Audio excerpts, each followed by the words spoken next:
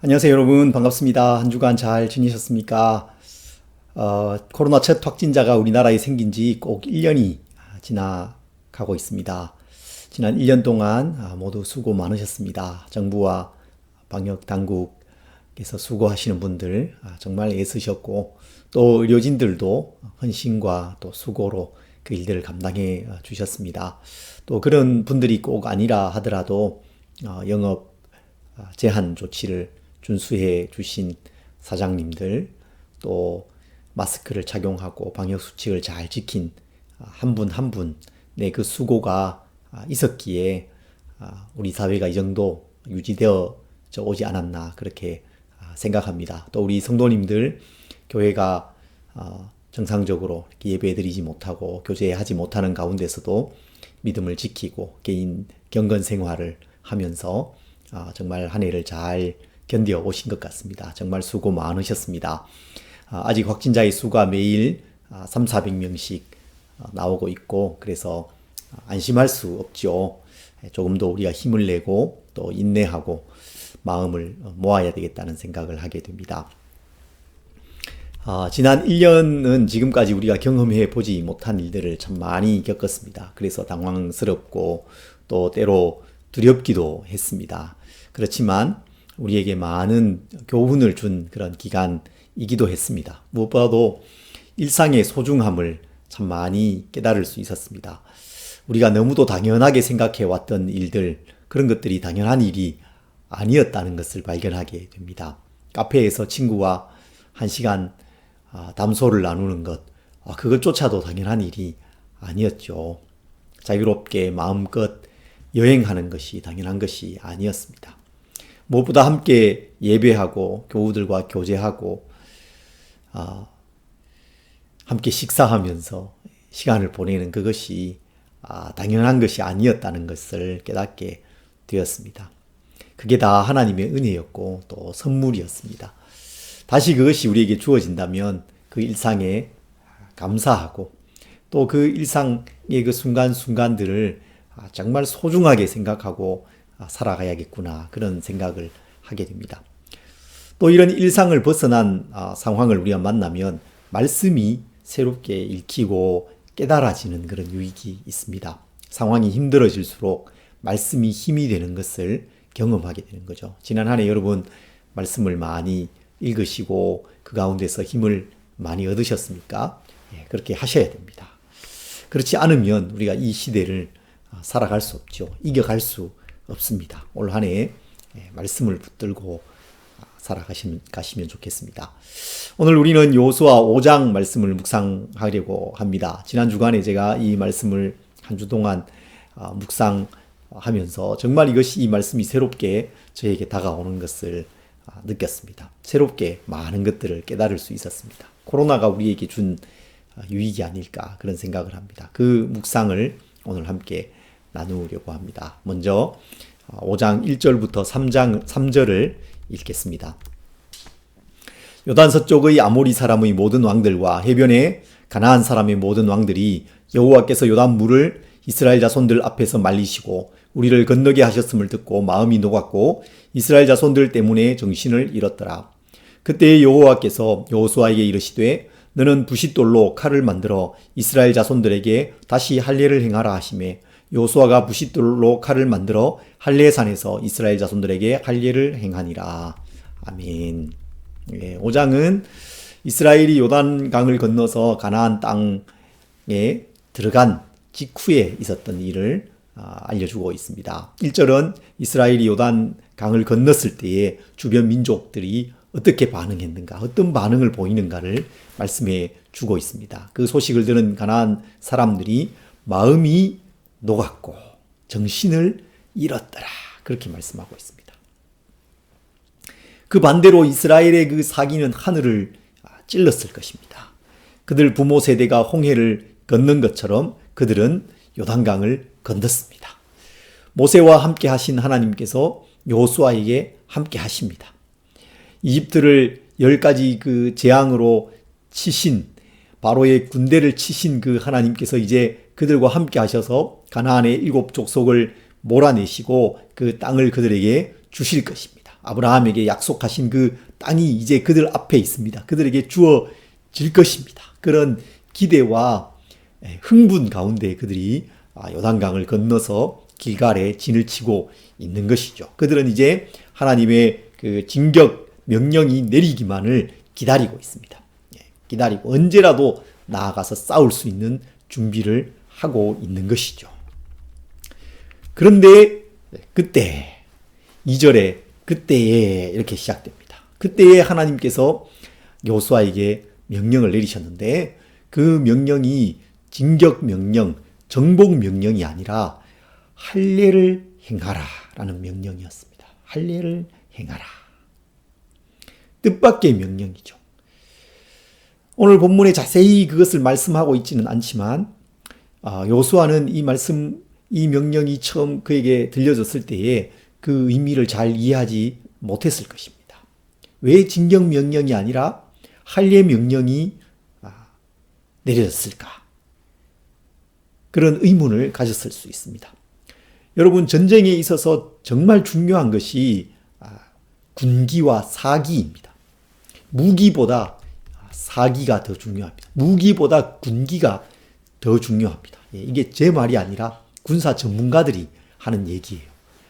무기가 좋으면 이길 것 같지만 아무리 좋은 무기를 가지고 있어도 군기, 이 상명 하복의 이 군기가 잘 세워져 있는 군대, 그리고 사기가 아주 하늘을 찌르는 이런 군대를 이기기는 아주 어렵다고 합니다. 그만큼 군기와 사기가 중요합니다. 또 전쟁에는 타이밍이라는 것이 있습니다. 진격하고 공격하고 정복할 타이밍이 있습니다. 잠시 물러날 타이밍도 있습니다. 그런 타이밍이 있는 것입니다. 지금 이스라엘에게는 진격할 기회입니다. 절호의 찬스입니다. 왜 그렇습니까? 이스라엘의 사기는 하늘을 찌르고 있습니다. 적들의 사기는 땅에 내려앉았죠. 마음이 녹았고 거의 정신을 잃은 상황입니다. 이때 공격해 들어가야 하는 그런 상황입니다. 이때를 놓치면 적들이 한숨 돌릴 수 있는 시간을 주는 거죠. 전열을 정비하게 될 것입니다. 그러면 기회를 잃을 수 있는 것입니다. 게다가 할례를 행하는 것은 매우 고통스러운 일이죠. 여러분 잘 아시는 것처럼 할례는 남성의 그 성기의 포피를 자르는 의식이지 않습니까? 창세기 34장에 보면 야곱의 아들들이 자신의 누이 디나를 욕보인 그 땅 사람들, 히위 족속, 세겜 족속의 사람들이죠. 그 사람들을 속여서 말하기를 당신들이 할례를 받으면 우리가 당신들에게 우리의 누이를 줄 것이고 또 당신들과 통혼하면서 거기에서 함께 살겠다. 그렇게 얘기를 합니다. 속인 것이죠. 그런데 그 말에 따라서 그 히위 족속 사람들이 다 할례를 받습니다. 그리고 사흘째 되던 밤에 야곱의 아들 몇몇이 그 세겜 족속에게 가서 그들을 다 죽이는 사건이 발생하죠.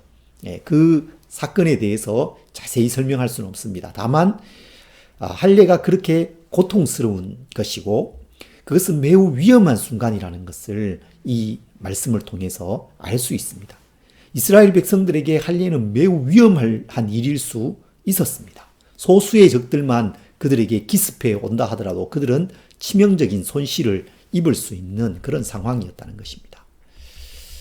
이렇게 고통스럽고 위험하기까지 한 할례의 명령을 하나님께서 내리신 이유가 무엇이겠습니까? 그것을 4절부터 7절에서 매우 길게 설명하고 있습니다. 출애굽한 이스라엘 백성들은 40년 동안 광야를 떠돌았습니다.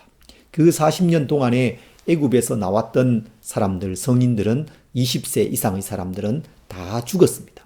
그리고 그 길에서 새로운 세대들이 태어나게 되었죠. 그리고 그 길에서 태어난 새로운 세대, 새로운 이스라엘 백성들에게는 할례를 행할 수 없었습니다. 길에서 태어났기 때문에 길에서는 할례를 행할 수가 없었던 것입니다. 7절 후반절은 이렇게 말씀하고 있습니다. 길에서는 그들에게 할례를 행하지 못하였으므로 할례 없는 자가 되었음이었더라. 할례 없는 자가 되었다. 그렇게 말하고 있습니다. 할례 없는 자라는 이 말은 성경에 하나님과 상관없이 살아가는 사람들을 지칭하는 것입니다. 이방인들을 지칭하는 것입니다. 이스라엘 사람들은 주로 이방인들을 경멸하는 말로 이 말을 사용합니다. 할례 없는 자들, 할례 받지 못한 자들, 그렇게 말합니다. 그런데 지금 이스라엘이 그렇게 되어 있다는 것입니다. 이스라엘이 지금 할례 없는 자가 되어 있습니다. 매우 심각한 문제죠. 하나님과 상관없는 사람이 되어 있는데 가나안 땅에 들어와서 하나님의 약속의 땅을 얻으려 하고 있다는 것입니다. 하나님께서 언약 백성을 삼으셔서 그 약속에 대한 성취로 그 땅을 주시고자 하시는데 그들은 지금 하나님의 약속과 상관이 없는 사람들이 되어 있다는 것이죠. 그래서 할례는 매우 시급한 일이었던 것입니다. 여호수아는 하나님의 말씀대로 모든 이스라엘 백성들에게 할례를 행했습니다. 그것이 잘 이해되지 않을 수 있고 고통스럽고 또 위험한 일이었지만 그대로 순종합니다. 3절 말씀이 그렇게 말씀하고 있습니다. 여호수아가 부싯돌로 칼을 만들어 할례산에서 이스라엘 자손들에게 할례를 행하니라. 그대로 순종하고 있습니다. 여러분, 우리는 진격 명령을 좋아합니다. 나가서 싸우고 승리하고 정복하기를 원하죠. 놀라운 성공과 성취를 원합니다. 더 높아지기를 원해요. 그런데 때로 하나님은 우리가 기대하는 진격 명령이 아니라 할례 명령을 내리기도 하십니다. 하나님께서 지금 저에게 주시는 명령이 할례 명령이구나. 그것을 지난 주간에 깨달았습니다. 이 말씀을 묵상하는데 그 마음이 쏙 들어오는 거예요. 하나님께서 지금 나에게 할례 명령을 주시는구나. 하나님께서 지금 우리 공동체에 주시는 명령이 진격 명령이 아니라 할례 명령입니다. 교회를 시작해서 사람들이 모이고 공간도 마련하고 모임 속에 막 이렇게 역동이 일어나고 성령의 그런 역사와 말씀의 역사, 그리스도인으로 살아가는 삶의 그 풍성함과 그 능력, 이런 것들을 경험하면서 그렇게 살아가기를 우리가 원하지 않습니까? 원했지 않습니까? 그런데 지난 2년을 돌아보면 별로 그렇지 않은 것이죠. 여러 가지 어려움에 부딪혔습니다.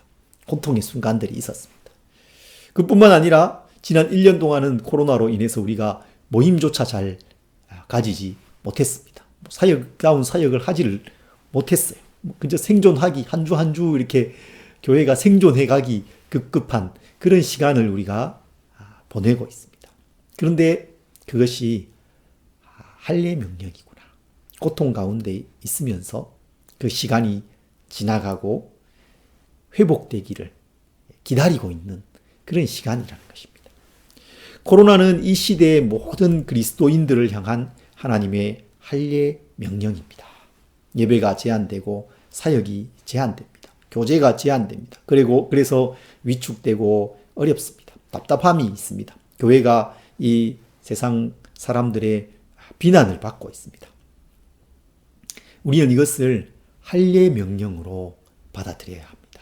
잠잠히 받아들여야 됩니다. 할례를 행하고 낫기를 기다리는 것처럼, 고통 속에서 인내하는 것처럼 잠잠히 기다릴 수 있어야 하는 것입니다.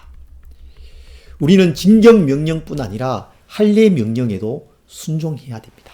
고통스러울 때 그때도 순종해야 됩니다. 잘 이해되지 않아도 또 위기에 직면한다 하더라도 하나님을 신뢰하면서 순종해야 되는 것입니다. 하나님의 더 크고 놀라운 계획이 있을 것을 신뢰하고 기다려야 됩니다. 여러분, 하나님께서 우리를 향한 놀라운 계획을 가지고 계시다는 사실을 믿으시기 바랍니다.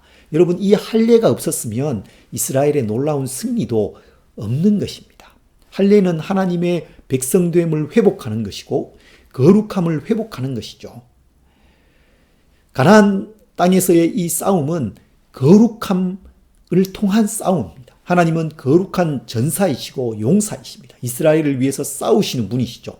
그 하나님과 함께 할 때에 이스라엘은 승리할 수 있었던 것입니다. 하나님은 할례받고 고통 가운데 있는 이스라엘 백성들을 또 보호해 주십니다. 아무도 이스라엘을 공격하지 못했어요. 왜 공격하지 못했을까요? 1절에 나오죠.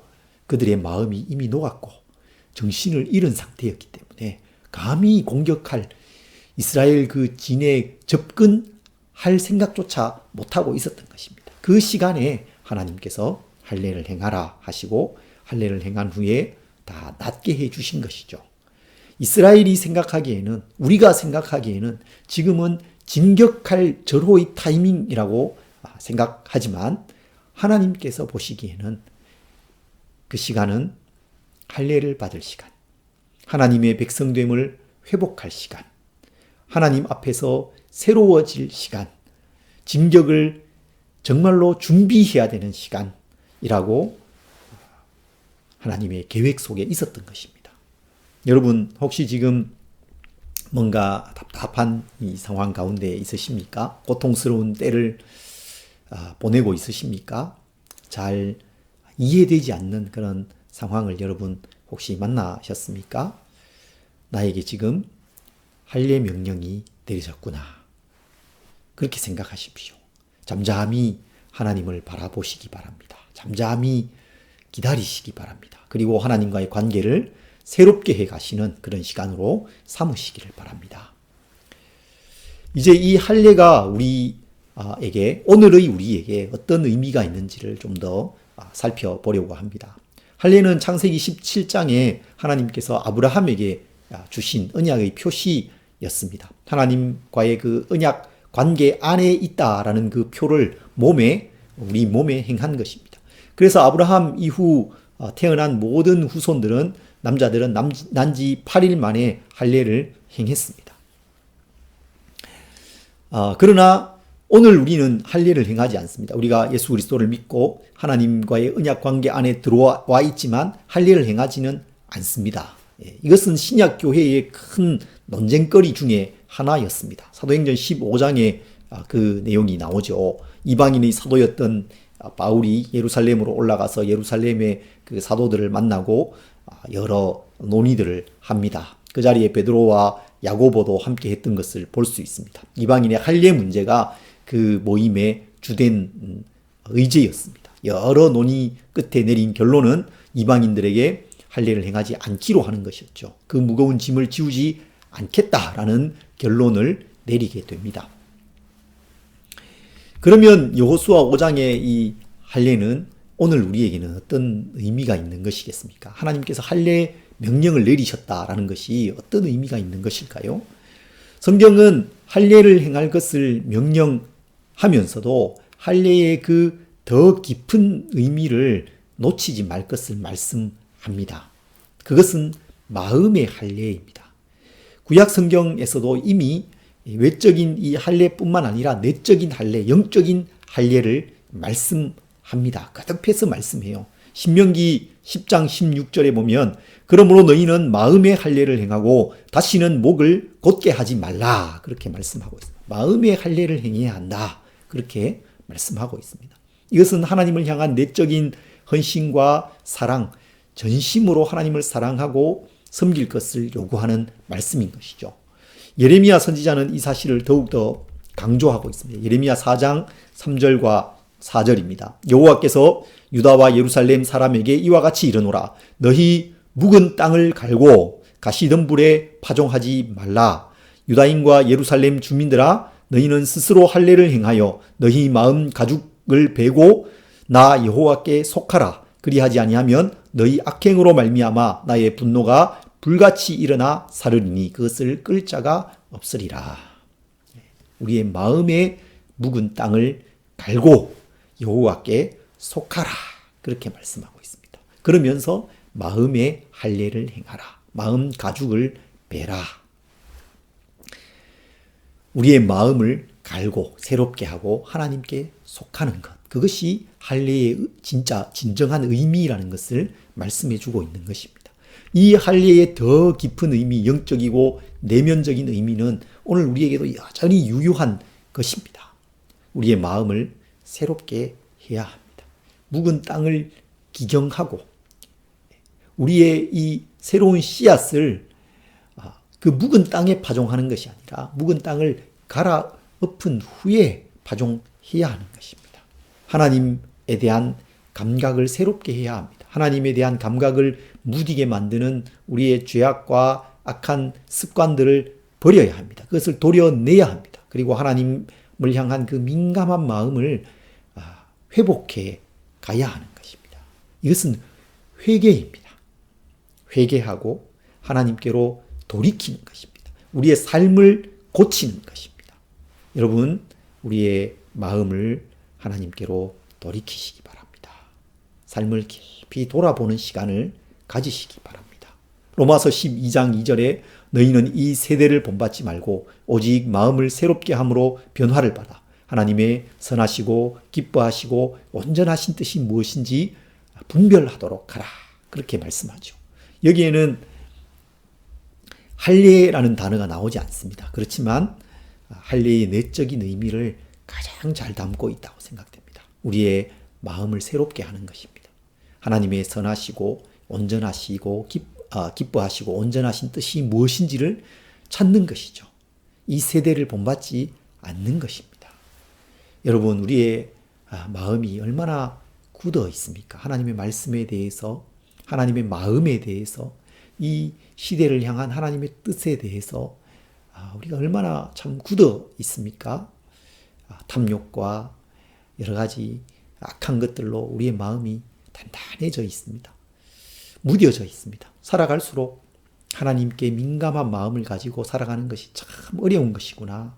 세상의 방식이 아니라 믿음의 방식으로 하나님 기뻐하시는 그 삶을 살아가는 것이 참 어려운 것이구나. 그런 것을 참 많이 느끼게 되지 않습니까? 정말 참 어려운 것이죠. 지금 우리는 우리의 마음을 돌아보기 좋은 때를 만났습니다. 좋은 기회를 얻은 것입니다. 우리의 삶의 방식을 바꾸어야 됩니다. 어차피 삶의 방식이 바뀌게 되어 있습니다. 코로나 이후에 방식이 바뀔 것입니다. 많이 바뀌었습니다. 교회도 사역의 여러 방식을 바꾸어 가야 합니다. 바뀔 것입니다. 온 세상이 바뀌고 있고 나도 바뀌어야 되는 그런 시대를 우리가 만난 것이죠. 무엇을 바꿔야 되겠습니까? 어떻게 바뀌어 가야 되겠습니까? 하나님과의 관계를 새롭게 하는 것으로 바꿔야 됩니다. 하나님과의 관계를 점검해 가야 하는 것입니다.